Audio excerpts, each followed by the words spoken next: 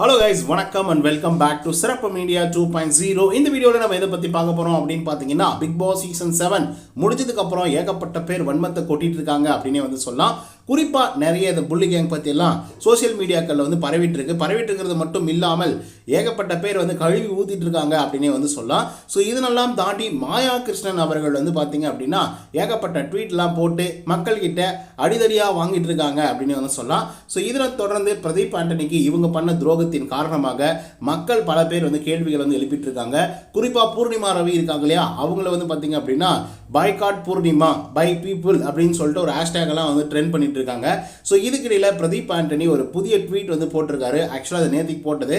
நேற்றுக்கெல்லாம் பொங்கல்லாம் செலிப்ரேஷன் பண்ணதன் காரணமாக வீடியோ போட முடியல. நீங்களும் பொங்கல் செலிப்ரேட் பண்ணியிருப்பீங்க அப்படின்றத நான் நம்புகிறேன்.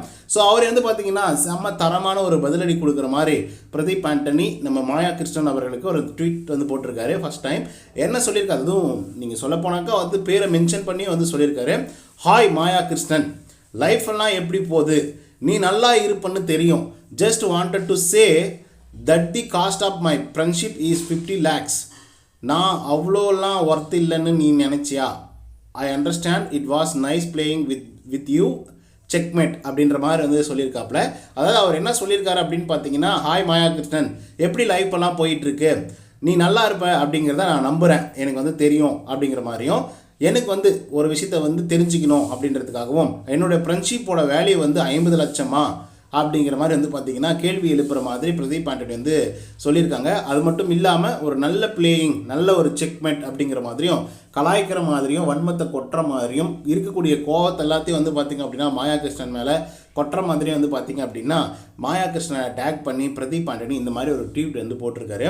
அதனை தாண்டி கீழே ஹேஷ்டேக் போட்டு அண்ணன் தாண்டி ராக் ஸ்டார் அப்படிங்கிற மாதிரி ஒரு வார்த்தையும் யூஸ் பண்ணியிருக்காரு.